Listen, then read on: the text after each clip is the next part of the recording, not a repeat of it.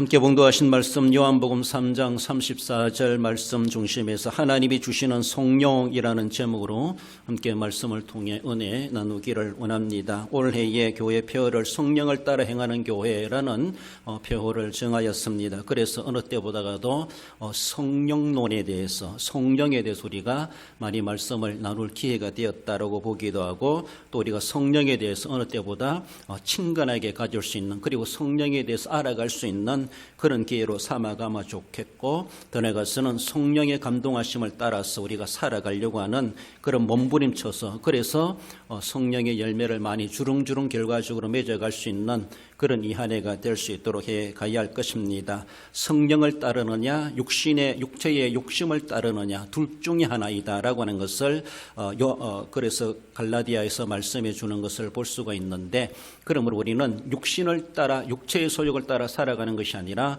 성령을 따라가도록 몸부림쳐가는 우리의 모습들, 세상 사람들이야 육체를 따라 살아가는 것이 당연하고 그것밖에 모르지만은 우리는 그들의 인생보다 뭔가 한 차원 높은 그런 단계를 우리는 가지고 살아가야 합니다. 그러므로 세상 사람들의 수준만이 아니라 우리는 육체의 만족과 육체의 소욕을 따라 살아가는 것이 아니라 그것을 능가하는 성령을 따라 행하는 정말로 성도다운 그런 삶을 우리가 살아갈 수 있어야 할 것입니다. 이것은 어쩌면 하나님이 주시는 특별한 총이다라고 말할 수가 있는데, 이 특별하다고 말하는 것처럼 성령은 아무에게나 주시는 것이 아닙니다. 뒤에도 말씀드리겠지만은 예수 그리스도를 나의 구주 나의 하나님으로 영접하여 믿는 자들에게 주시는 하나님의 남다른 은혜라는 것이죠. 그래서 특별한 총이다 이렇게 말할 수가 있고, 그래서 일반적으로만 살아가는 세상 사람들은 도저히 이해할 수 없는 것이고 도저히 그들은 받을 수도 없는 것이다 이렇게도 말을 할 수가 있습니다. 물론 불신자를 믿음을 줘서 믿게 하시는 분도 성령이시지만은 실제적으로 성령의 사람으로 살아가게 하시는 것은 예수 그리스도를 구주로 영접하여 믿는 사람들에게 성령의 강권적으로 역사하셔서 하나님 앞에 더 아름답게 쓰임받게 하십니다. 그러므로 우리는 예수님을 믿는 이들로서 성령 충만한 것이 우리에게 늘 있어야 될 것이고, 늘 성령을 따라 살아가는 삶이 우리에게 있어져야 합니다. 그래서 우리의 믿음이 향상되어지고 맡겨진 사명들을 더 넉넉하게 감당해 갈 수 있는 것은 특별하신 하나님의 은총을 우리가 더 풍성하게 받고 누려갈 때에 그렇게 가능하다라는 것입니다.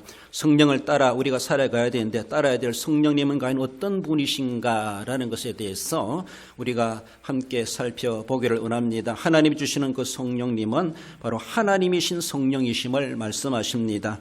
이는 하나님이 성령을 한량없이 주심이니라.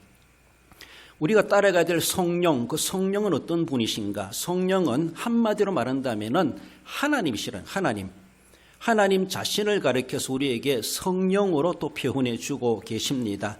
본문에 어쩌면 세례 요한의 가르침의 내용이기도 한데, 세례 요한은 나는 그리스도가 아니다, 내 뒤에 오시는 그분은 하나님이 보내시던 자이다. 물론 자기도 선지자로서 하나님이 보내신 자라 말할 수가 있죠. 그러나 차원이 다르죠. 세례 요한을 보내셔서 사역을 하게 하신 것이나, 그리고 그리스도 예수님을 보내서 사역하시는 것은 차원이 다릅니다. 그것을 세례 요한 잘 알고 있습니다. 나도 하나님이 보내셨고 하나님이 세우신 선지자다. 그렇지만은 내 뒤에 오시는 그리스도는 그도 하나님이 보내신 자이고 하나님이 세우신 그 자이지만은 나와 같은 차원에서 말할 것이 아니라 그분은 나와 다른 차원의 사람, 다른 차원의 분이시다, 사람이시다 라고 하는 것을 말씀하시면서, 바로 그분은 하나님이 보내신 자인데 하나님이 보내셨으므로 그는 하나님의 말씀을 하게 되어 있다는 것이죠. 그래서 그에게 하나님의 성령을 한량없이 부어주신다. 내 뒤에 오시는 분은 성령의 한량없이 받으신, 성령의 한량없는 그런 분이시다라고 하는 것을 예수님을 소개하는 그런 차원에서 본문을 기록해 주고 있습니다. 세례 요한이 통해 주시는 말씀 1차적으로는 한량없이 부어주심의 대상은 예수 그리스도이시죠.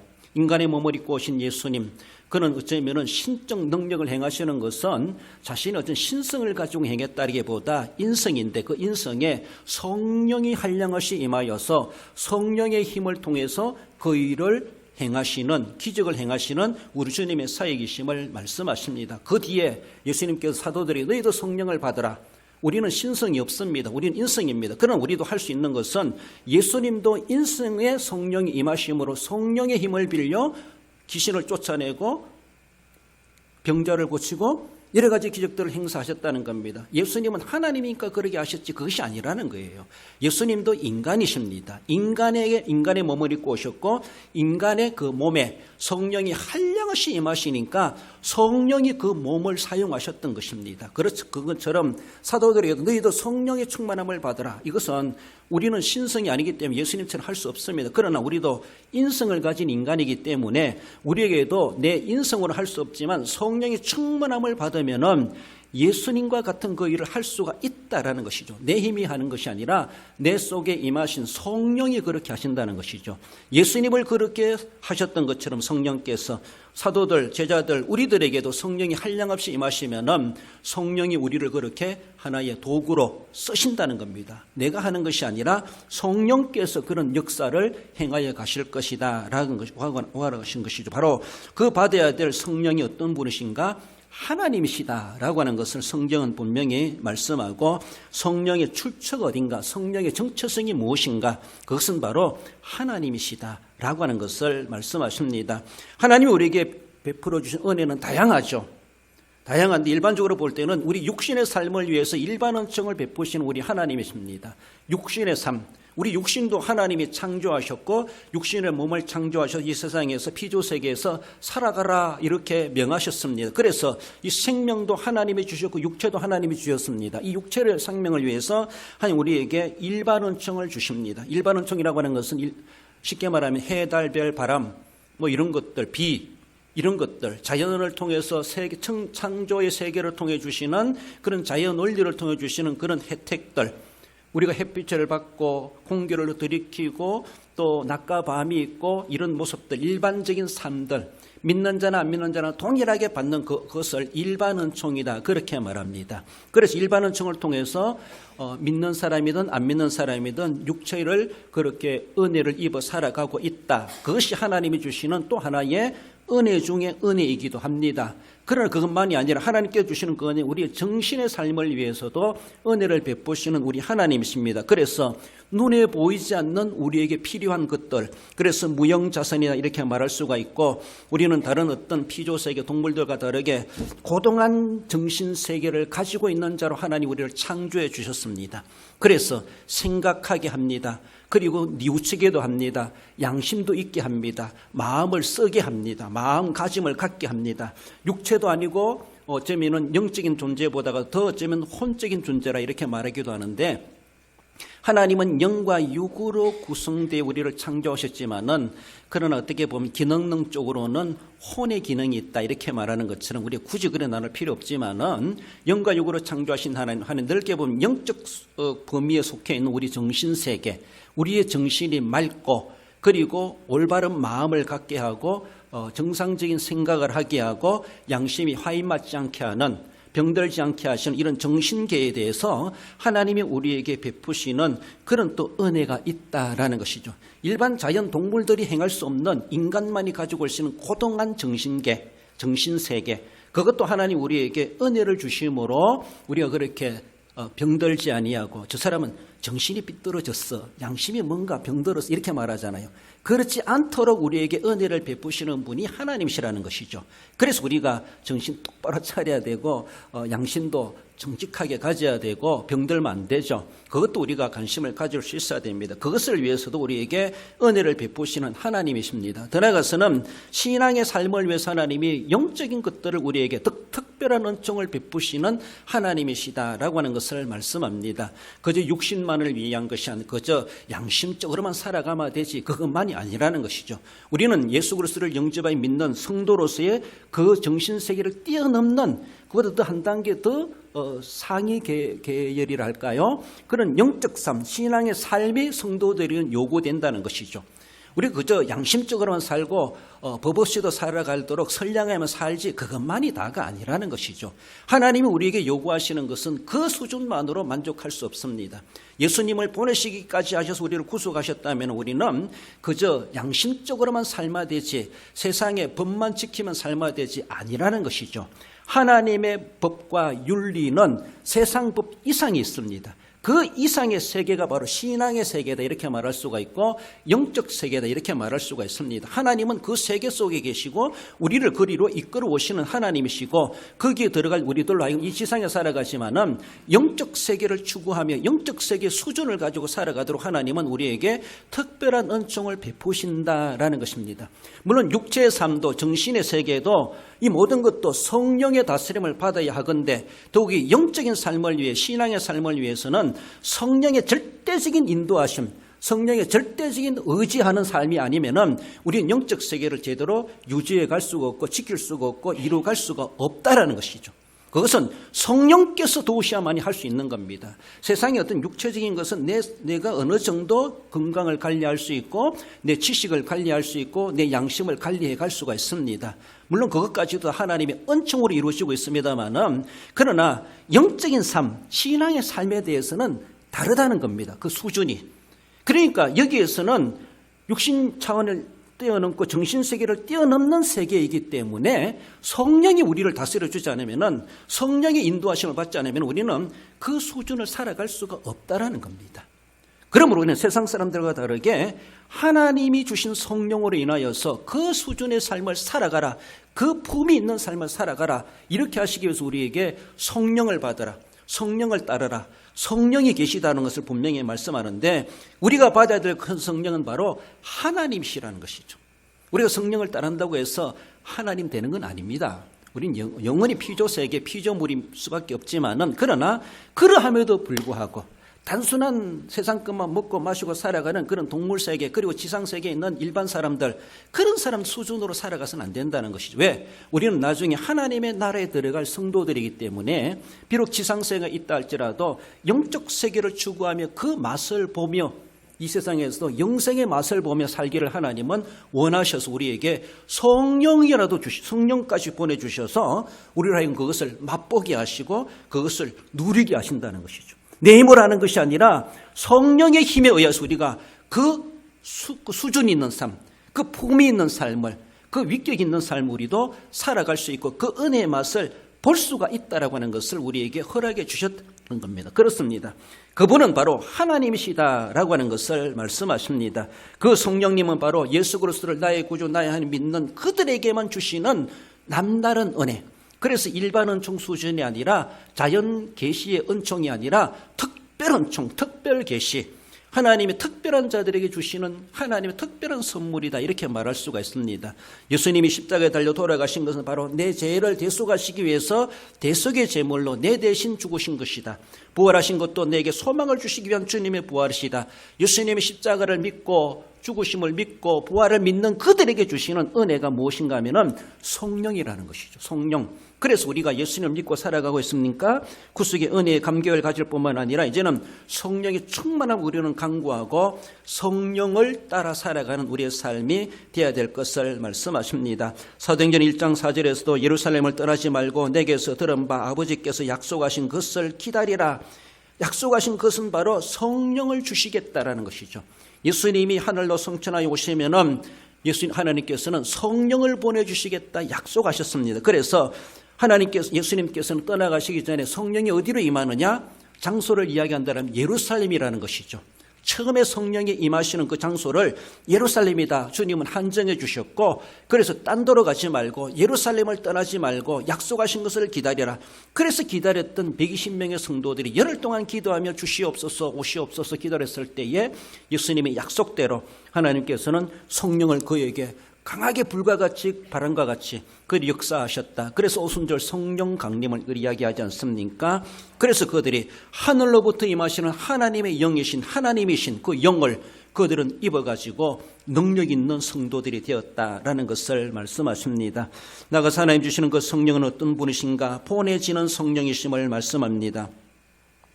요한복음 16장 7절에 보면 내가 떠나가는 것이 너에게 유익이라. 내가 떠나가지 아니하면 보혜사가 너희에게 오시지 아니할 것이요 가면 내가 그를 너희에게로 보내리니. 내가 그를 너희에게로 보내리니. 어쩌면은 예수님께서 제자들을 두고 떠나가시는 것은 참 슬픈 일이고 이별이죠. 제자들도 싫을 겁니다. 예수님만 쉬운 말로 졸졸 따라다니면은 만사형통했습니다. 그런데 예수님이 이제 그들을 두고 떠나가신다는 거예요. 떠나가시는 것이 뭐 유익할까? 예수님이 설명합니다. 내가 떠나가면 너희들에게 더 유익하다. 내가 떠나가면은 육체로 아니라 이제 영으로 내가 임할 것이다.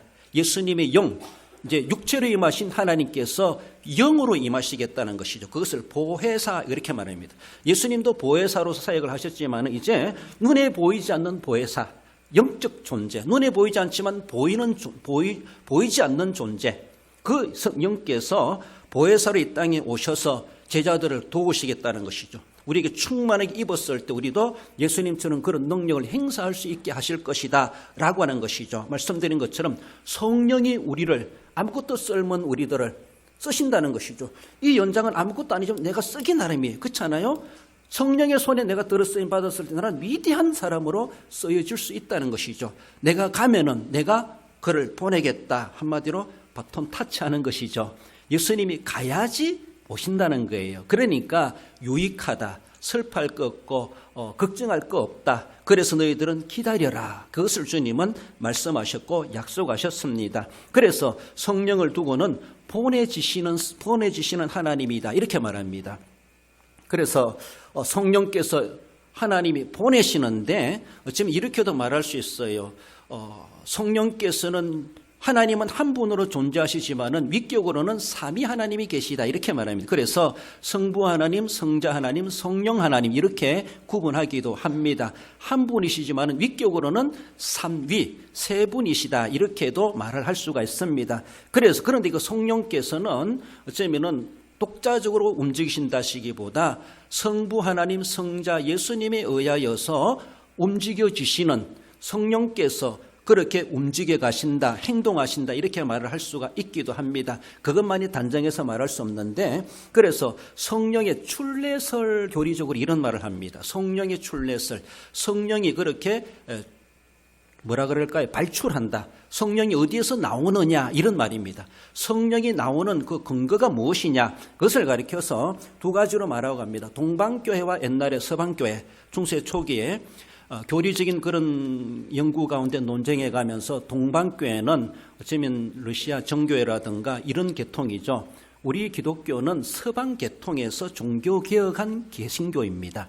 그래서 동방교회가 조금 거리가 있기도 한데 그때는 동방교회, 서방교회 두 개로 거의 교리적으로 나눠져 있었습니다. 그 동방교회에서 주장하는 것은 뭔가 하면은 성령이 어떻게 나오느냐. 성령은 성부 하나님에게서만 나온다. 그래서 그들은 이런 그것을 주장합니다. 그래서 성부 하나님에게서만 나온다고 주장하는 사람들이 동방교회. 그래서 단일 출례설 이렇게 말합니다. 그러나 서방 계통에 오늘 보면은 캐토릭이죠. 거기서 우리가 이제 성경으로 돌아가자 개혁했는데 그 서방 계통의 교리적인 결정이 뭔가 하면은 성령께서는 성부 하나님에게서 나오고 성자 하나님에게서 나온다. 이렇게 그래서 이중 출례설을 이야기합니다. 다 성경적 근거가 다 있어요. 그러나 서방교회에서는 성부만이 아니라 성자 예수님에게서도 성령이 나온다 이렇게 주장합니다. 왜? 그런 성경 구절이 다 뒷받침되기 때문에 성부 하나님에게서만 성령이 나온다라고 하면은 예수님에 대한 신성이 약화될 수가 있어요. 예수님의 신성적인 그런 구속의 사역들이 조금 제한될 수가 있어요. 그렇다면 우리의 진정한 구세주가 될 수가 없지 않는가 이렇게도 생각이 되는 것이죠. 그래서 성경 전체로 바라보면은 예수 그리스도 예수님도 성자 하나님이시기 때문에 그의 신성을 결코 우리가 무시할 수 없습니다. 예수님이 진정한 우리의 하나님이시라는 걸 우리 알아야 되죠. 근본 하나님의 본체시나 하나님이십니다. 그래서 서방교회 교리가 더 성경적이다. 그렇게 해서 우리 개혁교회에서도 서방교회의 그런 이중출례설을 용납하고 받아들이고 있습니다. 그림으로 보면 이런 그림을 볼 수가 있어요. 볼까요? 이런 그림을 설명할 수 있는데 성령께서는 성부에게서도 성령이 나오시고 그리고 성자도 성령에서 나오시고 성자에서도 성령이 나온다. 이렇게 그림을 설명할 수가 있습니다. 어거스틴은 그런 말을 했다고 해요. 삼위일체를 자세히 설명하면 할수록 이단이 된다. 이렇게 말해요. 그래서 삼위일체는 설명할 것이 아니라는 거예요. 뭔가 자꾸 삼위일체를 설명하려고 하면 할수록 이단이 될 수밖에 없대요. 그 삼위일체는 설명해서 알아야 될 것이 아니라 성경은 삼위일체란 말 한 번도 말하지 않아요. 그러나 삼위 하나님이시고 일체 하나님이시라고 하는 것을 분명히 성경에서 말해주고 있기 때문에 교리적인 말로, 신학적인 말로 삼위일체 하나님 이렇게 하고 있습니다. 그래서 성부 하나님이 계시고 성자 예수님이 계시고 성령 하나님이 계시다. 그 성령께서는 성부에게서 나오시기도 하고 성자에게서도 나오시기도 한다. 이것이 바로 성경에서 이모저모에서 말씀해 주고 있습니다. 그래서 예수님도 내가 그를 너희에게로 보내리니 이렇게 말씀하시는 것처럼 예수님께서 보내신다는 거예요. 성부에게서 나오시는 것은 당연하지만은 성자 예수님도 성령으로 세례를 주신다는 거예요. 성령을 그렇게 쉽게 그렇게 쉬운 말로 다루실 수가 있는 권세자이십니다. 그렇다고 성령은 뭔가 수준이 나느냐? 아니라는 것이죠. 성령은 하나님 자신을 가리킵니다. 하나님이 그렇게 역사하심에 대해서 성부 하나님의 역사로 이루어지기도 하고 성자 예수님을 통해서도 하나님의 역사가 이루어진다. 똑같은 하나님의 역사이건데 우리가 위격으로 나누어 볼 때 오늘 이 시대는 성부 시대, 성자 시대이기보다 성령 시대다 이렇게 구분하기도 합니다. 물론 그렇다고 해서 성부 하나님은 뒷짐지고 있는 것이 아니고 성자 예수님 아무것도 안 하고 그냥 이제 성령에 다 맡겨놓고 있는 것이 아니죠.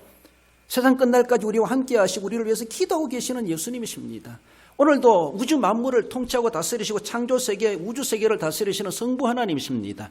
하나님 그 모든 계획하시고 예수님이 이루시고 성령께서 지금은 각 개인과 지상에 적용하고 계시는 역사 되시는 분은 성령으로 지금도 임하십니다. 그 성령의 역사는 성부의 역사요, 성자의 역사요, 성령의 역사, 한마디로 삼위 하나님의 역사가 지금도 이 시간에 임하고 있고 역사되고 있습니다. 성령께서는 삼위 하나님의 공동체 사역입니다. 그렇습니다. 그러므로 성령을 이야기했을 때 성부 하나님이 떠올릴 수밖에 없고 성자 예수님을 떠올릴 수밖에 없고 그러므로 성령께서 지금도 역사하고 계시다라는 것이죠. 그래서 서방교회 이야기하는 것처럼 이중출례서를 오늘 계획교회에서도 받아들이고 있습니다. 하나님이 성령을 한량없이 주심이라. 그 하나님은 바로 그 하나님이심을 말씀하죠. 누가복음 11장 13절에서도 너희 하늘 아버지께서 구하는 자에게 성령을 주시지 아니하겠느냐. 너희는 바로 그리스도인들이죠. 예수님 믿는 우리들, 예수님이 십자가에 달려 돌아가신 것이 나 죄를 위해서 구속하시기 위해서 내 대신 죽으신 것을 믿습니다. 그의 부활하심으로 나도 부활할 것을 믿습니다. 예수님의 죽으심과 부활을 개인적으로 받아들이는 너희 하늘 아버지께서 구하는 자에게 성령을 주시지 않겠느냐. 좋은 것을 주신 하나님이시면서도 그 좋은 것 중에 좋은 것 성령을 주시지 않겠느냐. 누가 기자는 그것을 그렇게 표현합니다. 요한복음 15장 25절에서도 내가 아버지께로부터 너희에게 보낼 보혜사 곧 아버지께로부터 나오시는 진리의 성령이 오실 때에 그가 나를 증언하실 것이요 라고 말씀하시면서 내가 아버지께로부터 너희에게 보낸다 이렇게 말씀하고 예수님이 보내신다는 것이죠. 아버지께로부터 나온 것을 그걸 보내시는 분은 예수님이시다 이렇게 말씀하시면서 예수님이 또 예수님과 성령의 관계가 어떠한가를 보여주고 있습니다. 그렇습니다. 성령은 보내지는 분이시다 이렇게 말할 수가 있고 누구에게 보내십니까? 이 세상에 보내시지만은 구하는 자에게 더 엄밀하게 말하면은 예수 그리스도를 나의 구주 나의 하나님으로 믿는 그 성도들에게 주시기 위해서 하나님이 예비하신 하나님의 능력입니다. 그것을 구하는 자에게 믿는 자에게 하나님은 주시겠다는 것이죠. 구하는 자에게 주시지만은 그러나 구하지도 않았던 사도 바울 같은 사람 핍박자였지만 하나님은 강건적으로 강제적으로 잡아가지고 성령이 임하게 하셔서 완전히 변화되게 하시고 사람 바뀌게 만들고 하나님 그렇게 쓰시기도 하십니다. 하나님 나도 그렇게 써주세요 하지 말고 우리는 그것은 특별한 계기로 하나님이 그렇게도 쓰시기도 하시지만은 그러나 지금 하나님 앞에 성령의 존재를 알고 인정하고 믿고 구하는 자에게 오순절에 성령이 임하셨던 것처럼 구하는 그들에게 성령은 주신다는 것이죠. 그래서 믿음을 가지고 기도했을 때 우리는 성령의 충만함을 입어 성령의 사람이 되고 육신의 소욕을 저버리고 성령을 따라 살아갈 수 있다라고 하는 것을 우리에게 충분하게 가능성을 말씀해 주십니다. 마지막으로 하나님 주시는 그 성령은 어떤 분이신가? 사람에게 임하시는 성령이심을 말씀하십니다. 요한복음 20장 22절에 그들을 향하사 숨을 내쉬며 이르시되 성령을 받으라. 부활하신 예수님께서 난데없이 나타나셔가지고 부활을 믿지 못하는 제자들에게 부활의 모습을 보여주시고 실제로 보여주시고 그리고 그들에게 숨을 내쉬며 성령을 받아라 이렇게 말씀하십니다. 이제는 부활의 믿음을 가지고 있는 성도들에게 관건이 무엇인가? 성령이라는 것이죠. 이제는 구속함을 받고 예수 믿어 천국 가는 문제는 다 해결됐습니다. 믿어 구원받는 건 해결됐는데 해결받은 성도들에게 더 있어야 될 것이 무엇인가? 예수님의 관심은 성령입니다. 그래, 성령을 받아라. 성령을 받으면은 그 믿음이 흔들리지 않습니다. 앞으로 살아갈 날들에 많은 핍박과 환난이 주어지기도 할 텐데 그런 것들의 그 가운데 어떻게 이겨낼 수 있을까? 내 힘으로 이겨낼 수 없습니다. 그러니까 제자들에게 성령을 받아라. 우리에게도 마찬가지입니다. 그러니까 사정이 어떠하다 할지라도 성령 충만한 사람은 그 사정을 핑계대지 않습니다. 육신의 형편 핑계대지 않습니다. 환난과 핍박 핑계대지 않습니다. 왜? 성령이 있기 때문에. 성령은 그것을 능가하기 때문에. 그래서 돈풍아 불어라 서남풍아 불어라. 어떤 핍박이 오도 어떤 협박이 온다 할지라도 그것을 두려워하지 않습니다. 어쩌면 그래서 죽음도 능가하는 신앙의 사람이 되는 것이죠. 그래서 떳떳하게 죽음도 맞이하기도 하는 것이죠. 그런 성도가 되기 위해서 성령을 받아라 이렇게 말씀하십니다. 부활의 신앙을 가진 성도입니까? 구속의 신앙을 가진 성도입니까? 그러나 성령의 신앙, 성령의 수준이 어떠한가? 거기에 대해서 그 사람의 신앙의 정도가 달라진다는 것이죠. 내가 믿는 그것은 마음으로 믿는 것이기 때문에 어쩌면 잃어버릴 수도 있고 떨어버릴 수도 있고 없어질 수도 있습니다. 조심해야 됩니다. 그러나 그것을 이겨낼 수 있는 것은 성령이 내 믿음을 지켜주시고 견인하신다 이렇게 말하죠. 견고하게 지켜주신다 이 말입니다. 견고하게. 그러므로 성령의 역사입니다. 그래서 많은 사람들이 성령이 임하였습니다. 사람에게 주시는 성령이에요. 죄송해요. 나같이 귀한 같이 있는 애양동물이 있다 할지라도 그것에 성령 주지 않습니다. 그건 아무리 귀하고 수천만 원짜리 된다 할지라도 하나님은 너도 성령 받아라 그렇게 하지 않습니다. 못나고 못난 나 같은 것이라도 하나님은 너도 성령 받을 대상이다. 하나님 그렇게 얘기해 주십니다. 우리 존재가 얼마나 귀한 존재인가를 생각해야 돼요. 그래서 남녀노소 할 것 없이 남종 여종에게도 신분지위 고하를 막론한 하나님은 성령을 부어주실 대상으로 삼으심에 대해서 얼마나 귀한 겁니까? 나까지라도 하나님은 성령 받으라고 말씀하시네. 성령을 주시겠다고 말씀하시네. 그리고 우리는 거기에 대해서 이리저거 저리저거 할 거 없어요. 하나님 감사합니다. 나도 주시옵소서. 내게도 주시옵소서. 내게도 임하시옵소서. 사람에게 임하시는 성령입니다. 사람에게 임하시는 성령. 하나님의 형상으로 지음받은 사람입니까? 들어가서는 예수 그리스도를 나의 구주 나의 하나님의 영자를 믿는 성도입니까? 바로 그들에게 주시는 성령입니다. 임하시는 성령. 여러분들 이웃사람 성령 많이 받으면 뭐합니까? 내가 받아야 되지. 관심 남의 받는 거 구경하려 하지 말고 거기에 관심 가지지 말고 나도 받아야지. 나도 저 성령 나도 받으면 좋겠다. 내가 안 받으면 아무 소용없어요. 나도 사람인데 하나님 나도 사람입니다. 내게도 주시옵소서. 나도 갈망해야 되죠. 남 받는 거 부러워하지 말고 하나님 나도 사람인데 내게도 주시옵소서. 숨을 내쉬며 성령을 받으라 하신 그 말씀이 내게도 하신 말씀인 줄 믿습니다. 우린 기억해야 되죠. 마리아가 무슨 할 일이 있었습니까? 그러나 성령이 임하니까 그는 성령으로 아기도 잉태할 수 있었어요. 성령이 임하였어요. 사가랴와 엘리사벳도 나이 많아 임신하지 못하며 그 살아갔던 제사장 가정이지만 그러나 하나님께서 그에게 성령이 임하였을 때 그들은 생명을 탄생할 수가 있어요. 노년에도 임신할 수가 있었습니다. 모태로부터 성령이 충만한 세례 요한이었다. 누가복음 1장에서 말씀이. 그건 모태로부터 성령이 충만했다. 그렇게 말해요. 세례 요한을 두고. 누가복음 1장 15절에서는. 그리고 누가복음 2장 27절에서는 시므온은 성령의 감동하심을 받아 성전에 들어갔고 성령의 감동하심을 받아 움직여 갔을 때 아기 예수님을 만났어요. 성전에서. 놀라운 역사죠. 성령의 지시하심을 받은 거예요. 그렇게 행동하니까 우연한 것 같지만 하나님 이미 다 그렇게 계획해 놓으셨죠. 성령을 따라 움직여갔는 시므온이 아기 예수님과 딱 마주치리라고는 어떻게 그 시간 그 장소에서 딱 도킹 그렇게 만날 수 있을 거라는 누가 알았겠습니까? 그 성령의 지시함을 받고 성령의 감동하심을 따라 움직여갔던 시므온은 그런 세상 말로 행운도 그런 복도 누렸다는 겁니다. 사도행전 1장 5절에서도 보면 너희는 몇 날이 못되어 성령으로 세례를 받으리라 이렇게 말씀하죠. 성령으로 완전히 세례를 받는 것처럼 혼빡 젖는 것처럼 그런 성령이 우리에게 임하실 수가 있다는 것이죠. 성령을 받은 성도들이 여럿이 성경은 소개해주고 있죠. 참 부러운 일이기도 한데 그 부러움을 우리는 생각해 보면 나도 그런 부러운 사람이 돼야지 생각해 보십시다. 사도행전 2장 4절에 보면 그들이 다 성령의 충만함을 받고 성령이 말하게 하심을 따라 다른 언어로 말하기를 시작하니라. 그들의 말도 성령이 임하여서 성령이 말하게 하심을 따라 말했어요. 성령을 따라 행하는 교회, 우리 말도 성령을 따라 할 수 있어야 돼. 성령이 하게 하시는 것을 말을 하고 있습니까? 생각해 봐야 돼. 내가 성령이 말하라고 하는 걸 내가 지금 말하고 있는가? 그러면은 욕이라도 하세요. 성령이 감동 주시면. 진짜 그 성령이 주시는 말씀인가? 성령이 말하게 하심을 따라 내가 말하고 있는가? 이에 대해서 유추해 볼 때 말뿐만 아니죠. 우리 생각, 마음가짐, 행동, 손짓, 발짓, 눈짓 다 성령이 하게 하시는가? 성령을 따라 행해야 돼. 우리 모든 사제백조 5장 6번 마찬가지. 사도행전 4장 31절에서는 성령이 충만하여 담대히 하나님의 말씀을 전하니라. 성령이 충만한 사람은 그 입을 가지고 말씀을 전하지 않을 수가 없었어요. 성령이 말하게 하게 하는데 어떡합니까?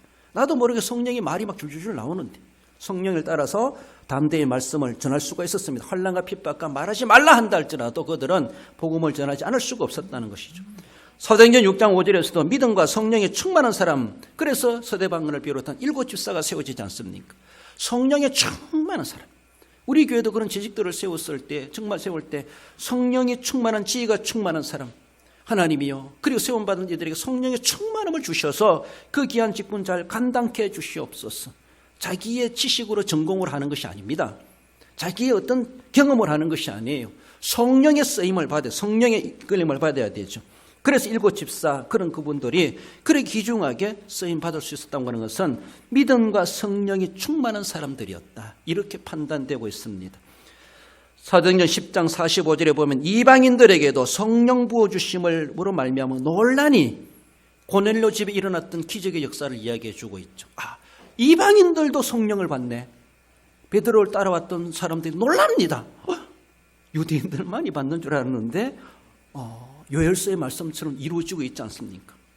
누구든지 남종 여종 남녀노소 할 것 없이 성령이 임하신다는 것이죠. 여러분들, 이방인도 성령을 받았다면 우리들은 성령 받는 것이 기득권이 있지 않은가? 우리 그런 생각해 볼 때 얼마나 귀한지 몰라요. 사도행전 13장 4절에서는 두 사람이 성령의 보내심을 받아, 무슨 말입니까? 안디옥 교회에 두 사람을 따로 세워라. 바나바와 사울을 따로 세워서 선교사로 내보내라. 그래서 최초의 선교사로 나가지 않습니까? 성령의 보내심을 받아, 그들은 성령의 보내심을 받아 선교사로 나갔어요. 바나바와 사울, 바울이. 그래서 바울의 전도 여행이 이제 그때부터 시작되지 않습니까? 그래서 바울도 늘 성령의 인도하심을 받아, 하나님 어디로 가리까? 난 아시아로 가고 싶은데 성령께서 가지 말고 유럽으로 가라. 그래서 마게도냐를 향하여 올라갔다, 이렇게 말씀하지 않습니까? 선교지를 정하는 것도, 선교 방향을 정하는 것도 모든 성령에 충만한 사람, 성령의 지시하심을 받고 성령에 따라서 행동했던 그런 사람들이 다 하나님 앞에 제대로 쓰임받았고 하나님의 역사에 참여했던 것을 볼 수가 있습니다. 우리가 말을 하든지 복음을 전하든지 전도를 하든지 선교를 하든지 더 나아가서는 사도행전 6장 5절에 믿음과 성령이 충만한 사람, 서대반을 이야기하는 것처럼 그 서대반도 순교되는 것도 성령의 충만함을 통해서 죽음도 성령을 따라 죽은 거, 성령을 따라 사는 것도 성령을 따라 살고 내 인생 종말도 내 죽음도 성령을 따라 죽음, 그것이 순교죠. 그것이 얼마나 귀한지 몰라요. 이런 모습 속에서 사람에게 임하시는 성령, 저와 여러분들이 사람입니까? 우리는 다 성령 받을 수 있는 사람이에요. 그럼 성령을 우리는 갈망해야 돼. 갈라디아서 6장 8절 말씀 읽고 말씀을 맺습니다. 자기의 육체를 위하여 심는 자는 육체로 썩어질 것을 거두고 성령을 위하여 심는 자는 성령으로부터 영생을 거두리라. 그러므로 우리는 영생을 거두는 그런 삶은 성령을 따라 살아가는 사람들, 성령을 구하는 그들에게 이루어지는 은혜임을 말씀합니다. 말씀을 맺습니다. 우리 성도 여러분, 하나님이 주시는 그 성령은 바로 하나님이 주시는 영, 하나님이시라고 하는 것을 우리는 분명히 알아야 될 것이죠. 사람이 하나님이 주시는 일반 은총이 아니라 이런 특별 은총까지도 받을 수 있다고 하는 것은 남다른 혜택입니다. 세상 사람들은 이거는 알지도 못하는 신비로운 것입니다. 그런데 우리는 이것까지도 은혜를 입을 수 있는 대상으로 삼아주셨다는 것이 얼마나 귀한지. 나는 필요 없습니다. 할 것 없어요. 우리는 얼른 받아야 돼요. 얼른 받으려고 해야 돼요. 하나님에게서 나오시는 성령이심을 알고 그 신적 가치가 있다는 것이죠. 그 싸구리 성령이 아니라는 거예요. 아무에게 주는 것이 아니라는 거예요. 아무렇게나 받을 수 있는 것이 아니라는 거예요. 얼마나 고등한 가치가 있는 것인지 참말로 아무에게 주는 것이 아니라 아끼는 자들에게 주시는 하나님의 최고로 주시는 선물 은혜가 바로 성령이라는 성령. 성령보다 더 큰 은혜가 어디 있겠습니까? 사람에게 부어주시는 성령님을 바랄 때 오늘도 구속하심을 받은 성도 내게도 주시고자 하나님이 그것을 말씀하시는구나. 나도 은혜의 대상으로 삼아주시는구나. 얼마나 귀한지. 성령 충만하여서 성령을 따르는 우리 성도 모두가 되시기를 주님의 이름으로 축원드립니다.